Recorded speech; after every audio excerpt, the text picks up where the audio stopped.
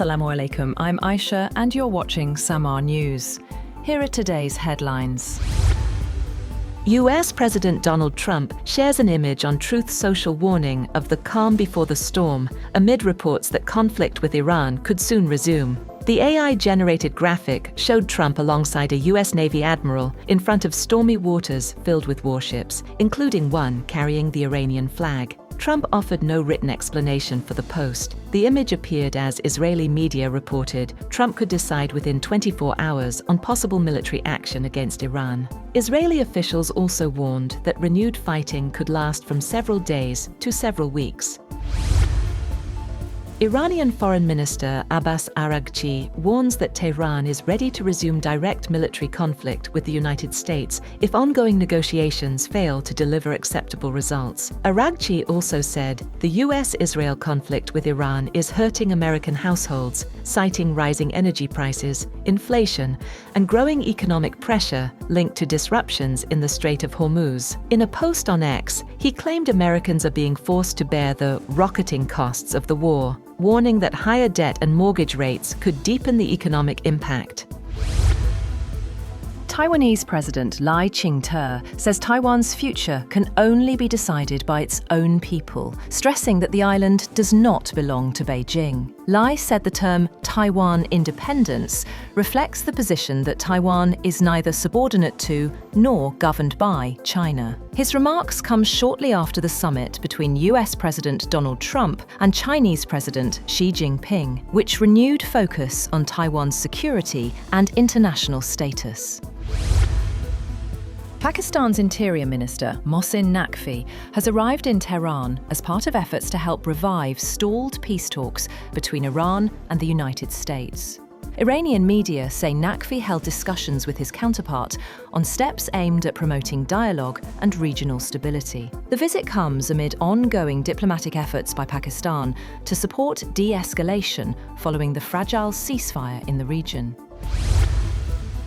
China says agreements reached during US President Donald Trump's visit to Beijing remain preliminary, despite positive talks between the two sides. Beijing says both countries have agreed to establish new trade and investment boards aimed at negotiating tariff reductions and broader economic cooperation. The meetings between Trump and Chinese President Xi Jinping focused on trade, agriculture, and investment, though few concrete details were announced. Pakistan's military media wing, ISPR, has strongly reacted to remarks attributed to Indian Army Chief General Upendra Dwivedi, calling them an expression of bankruptcy and madness. ISPR said the comments suggesting Pakistan should decide whether it wants to remain part of geography and history were inappropriate for responsible military leadership, especially between nuclear-armed neighbors. The statement warned that any attempt to pursue such thinking would have severe consequences, stressing that escalation between the two countries would be two-sided and dangerous for regional stability.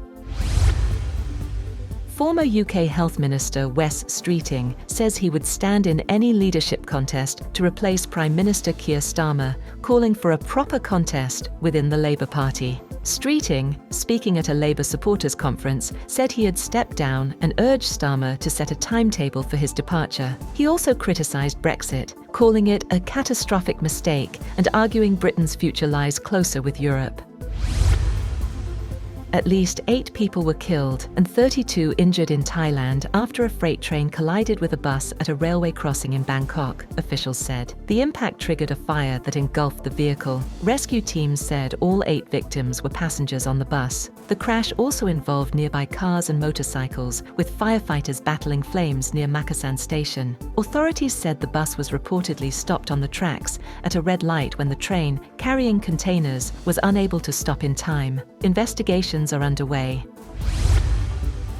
Renowned Nepali Sherpa guide Kami Rita Sherpa has scaled Mount Everest for a record 32nd time, extending his own world record. The 56-year-old reached the summit while guiding climbers with the 14 Peaks expedition team. Nepal's tourism authorities have praised the achievement as a historic milestone and a major contribution to mountain tourism. That's all for now. For more updates, visit www.samaa.tv. Thank you for watching SAMAA News.